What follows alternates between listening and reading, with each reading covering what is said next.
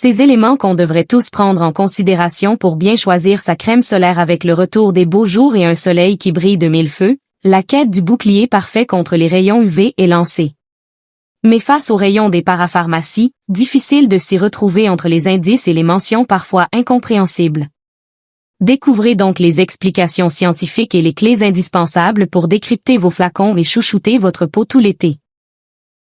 Avec le soleil qui tape de manière particulièrement intense depuis quelques semaines en France, il devient bien difficile d'envisager la moindre exposition, même pas très longue, sans une bonne couche de crème solaire.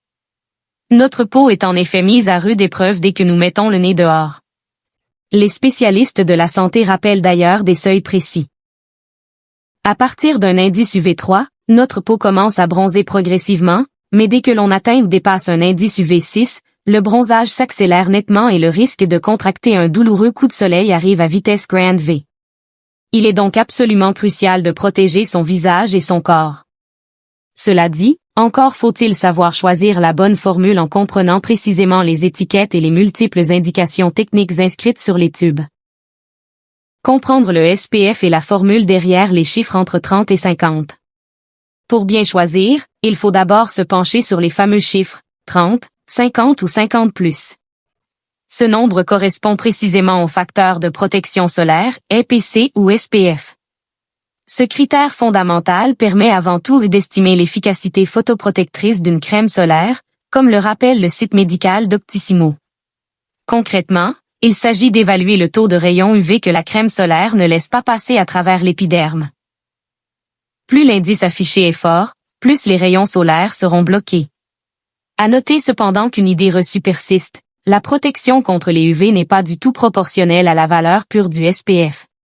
L'efficacité réelle se base en réalité sur la formule mathématique de 1 indice. Ce qu'il faut absolument comprendre, c'est que le SPF d'un produit indique surtout la durée théorique pendant laquelle l'exposition au soleil est possible sans présenter le moindre coup de soleil. Cette durée est comparée entre une peau protégée par une crème solaire et une peau laissée totalement au naturel. Par exemple, si une personne a un coup de soleil au bout de 15 minutes sans protection, un indice de protection 10 signifie qu'il lui faudra 15 fois plus de temps, soit environ 2h30, pour obtenir le même coup de soleil avec la crème solaire, illustre Doctissimo. En théorie donc, une crème solaire d'indice 50 multiplie tout simplement par 50 la durée nécessaire à l'apparition d'une brûlure. Toutefois, les dermatologues s'accordent à dire qu'une bonne protection ne se résume pas uniquement à un simple indice chiffré affiché en gros sur le flacon. L'importance cruciale du large spectre et de la régularité.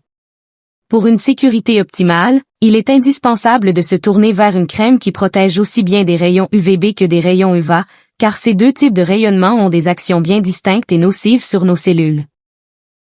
Les UVB sont les principaux responsables des coups de soleil et des brûlures, tandis que les UVA pénètrent beaucoup plus profondément dans les couches cutanées et participent activement au vieillissement prématuré de la peau.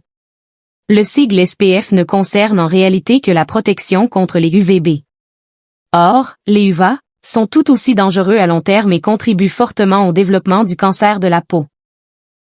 Il est donc impératif de choisir une crème portant la mention explicite Large Spectre, Broad Spectrum, ou entourée d'un logo UVA circulaire, qui garantit une protection efficace contre les deux types de rayons. Un autre critère essentiel à prendre en considération, la résistance à l'eau. En effet, si vous prévoyez de piquer une tête à la piscine, mieux vaut s'assurer que votre application y résiste. Enfin, la régularité de l'application, toutes les 2 heures. Ainsi qu'après chaque baignade, et cela en couches épaisses, est la clé absolue d'une peau préservée.